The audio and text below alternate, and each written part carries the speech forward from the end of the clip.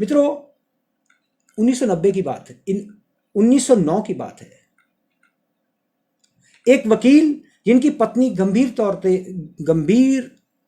तौर से बीमार थी, 11 जनवरी 1909 की बात है ये, कि एक वकील स्वतंत्रता सेनानी केस की सुनवाई के लिए वो कोर्ट में जाना था उनको।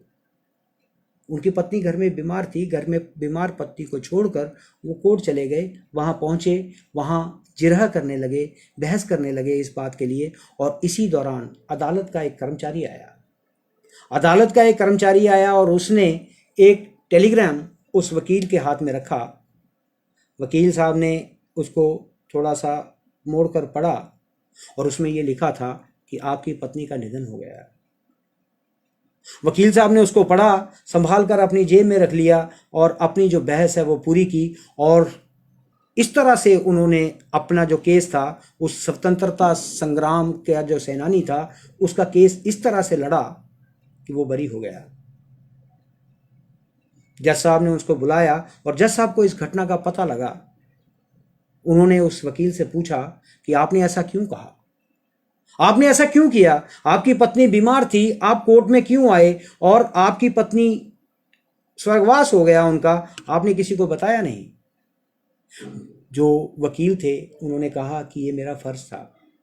मेरे मुवक्किल जो एक स्वतंत्रता सेनानी है उसको झूठे केस में फंसाया गया था और मैं अन्याय के पक्ष में कैसे जा सकता हूँ, इसलिए मैंने अपना इस चीज़ को रोक के रखा।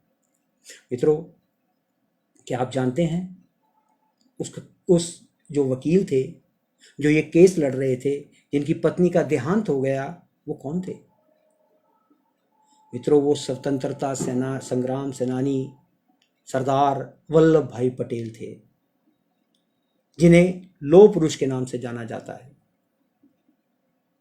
और क्या आप जानते हैं कि उनको लौह पुरुष की जो उपाधि थी वो किसने दी? असल में बारडोली सत्याग्रह का नेतृत्व करते हुए पटेल को उस सत्याग्रह की सफलता पर वहां की महिलाओं ने सरदार की उपाधि दी थी और तब से वो सरदार वल्लभ भाई पटेल बन गए।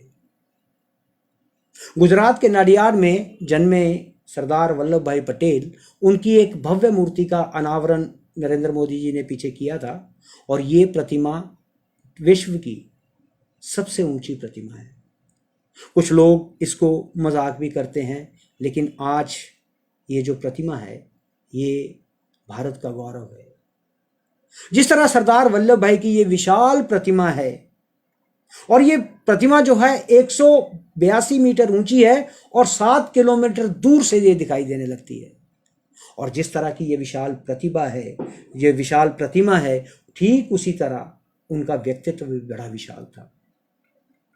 प्रतिभा के धनी सरदार पटेल जी के विचार आज भी प्रासंगिक हैं और प्रेरणादायी हैं। उनके खास 10 विचार मैं आपको बताता हूं। वो कहते थे कि शक्ति के अभाव में जो विश्वास है वो व्यर्थ है। अगर आपके पास शक्ति नहीं है तो आपके विश्वास का कोई मोल नहीं है। विश्वास और शक्ति दोनों किसी महान कार्य को करने के लिए अति आवश्यक है। ऐसे बच्चे जो मुझे अपना साथ दे सकते हैं, उनके साथ मैं अक्सर हंसी मजाक करता हूं, ये कहते थे लोग। और जब तक इंसान अपने अंदर के बच्चे को बचाए रख सकता है, तभी तक जीवन की उस अंधकारमयी छाया से दूर रह सकता है जो इंसान के माथे पर चिंता की रेखाएं छोड़ देता है। इसलिए अपने अंदर एक बच्चा हमेशा, जो प्रगतिशील है, वो हमेशा बचाए रखिए। यहां तक कि यदि हम हजारों की दौलत गंवा दें और हमारा जीवन बलिदान हो जाए, हमें मुस्कुराते रहना चाहिए और ईश्वर एवं सत्य में विश्वास रखकर सदा प्रसन्न रहना चाहिए। यानी कि आपका जीवन चाहे बलिदान हो जाए, आपकी हजारों की दौलत चली जाए, लेकिन आप जब ईश्वर पर और सत्य पर विश्वास रखते हैं और सदा मुस्कुराते रहते हैं, आप कुछ भी कर सकते हैं, अपने राष्ट्र को बहुत आगे लेके जा सकते हैं। चौथा उनका विचार था कि मनुष्य को हमेशा ठंडा रहना चाहिए, क्रोध नहीं करना चाहिए। लोहा भले ही गर्म हो जाए, लेकिन जो हथौड़ा है उसको ठंडा ही रहना चाहिए। अगर हथौड़ा गर्म हो गया तो वो स्वयं अपने आप को तो गर्म करेगा ही, अपने आप को तो जलाएगा ही, लेकिन अपने चलाने का जो टूल है, अपने जलाने का जो माध्यम है, आपका हथा, उसको भी गवा बैठेगा।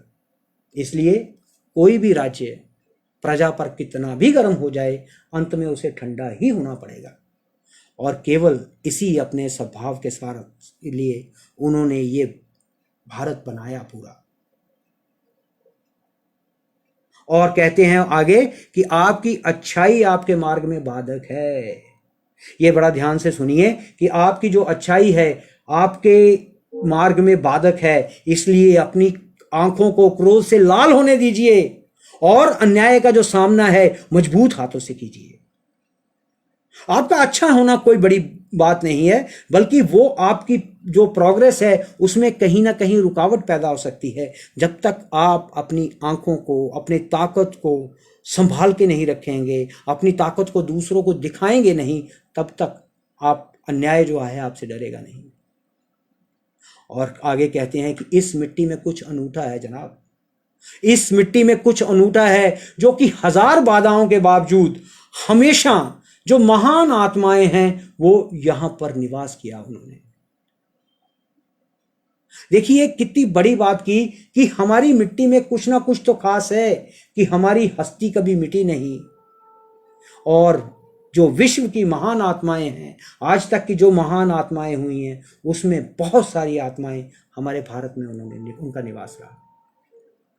और जीवन की डोर उस ईश्वर के हाथ में है, जीवन की डोर उस ईश्वर के हाथ में है। इसलिए चिंता की कोई बात नहीं हो सकती, क्योंकि जब तक आपकी डोर उस ईश्वर के हाथ में है आपको कोई डिगा नहीं सकता, क्योंकि करने कराने वाला वही है।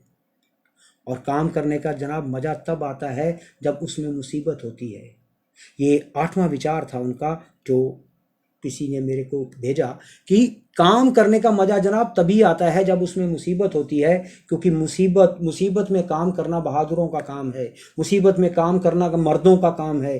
कायर तो मुसीबतों से डरते हैं, लेकिन हम भारतवासी कायर नहीं है। हमें मुसीबतों से डरना नहीं चाहिए, मुसीबतों से डट कर सामना करना चाहिए।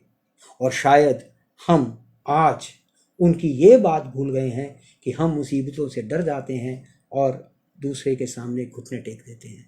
इसलिए हम कायर नहीं है, हमें मुसीबतों से डरना नहीं चाहिए, हमें मुसीबतों का डटकर सामना करना चाहिए। और एक बड़ी बात कि एकता के बिना जनशक्ति शक्ति नहीं है।